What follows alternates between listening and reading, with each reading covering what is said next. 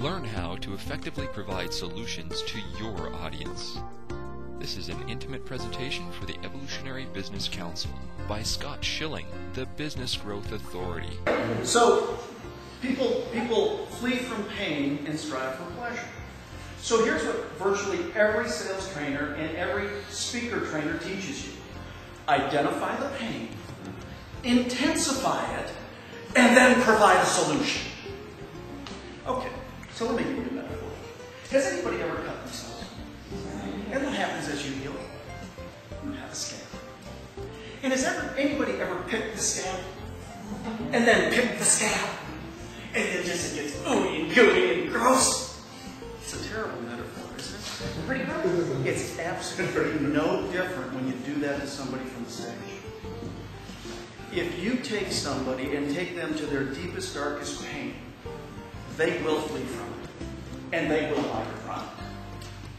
But the moment you leave and the pain subsides, they will return your product, which will piss off the promoter, which the promoter will say, you can't get anything to stick.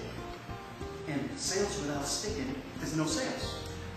Whereas, if I can find your pleasure, and now intensify your pleasure, and build your dream, and give you the path to that dream, when I'm gone, what do you still have? Your dream. So if this solution now provides you to your dream, are you going to keep it? Guess what the promoter says? Thank you, you did a great job. Now, there are people who will sit there and say you can't do this. When I came into the industry in 2005, I went into a business, and I call it caveman style selling. Anybody know what that is? You're on the stage, you bang them in the head, you drag them back to the table. That's caveman style selling. Is it after you poop on them? That's right. Oh yeah, you dump on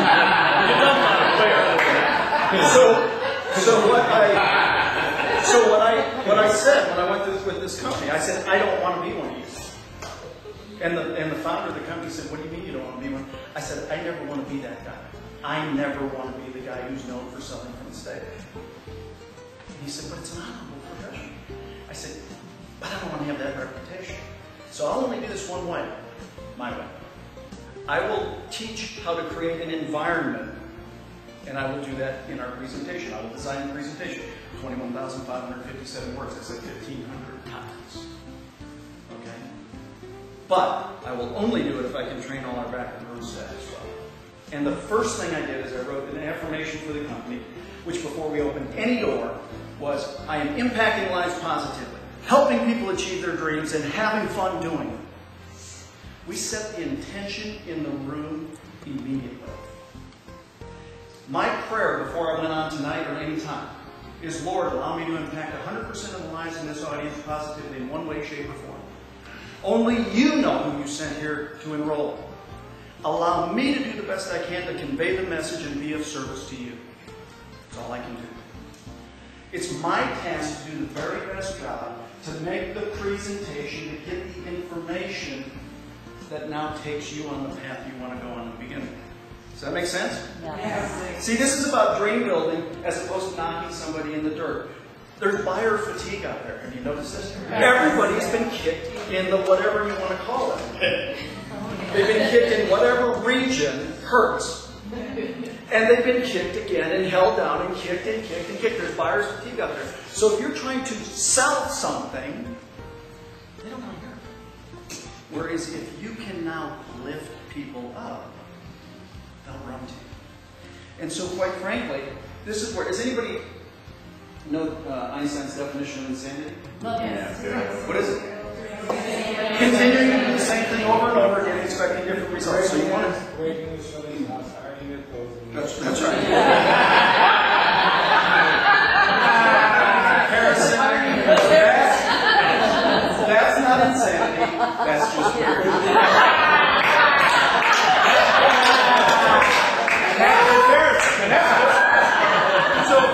So the point is, why do I bring up this point? If you're conveying a message to the audience, our message is to provide them a solution. If they are stuck, do you think quoting Einstein, I don't know if you've ever heard the definition of insanity. continuing to do the same thing over and over again, expecting different results. So how's it working in your life? Bingo. The point is, with one little quote, we now set into play, I need to make a change. We're laying some groundwork. Little things like this. Just little statements, including statements like that.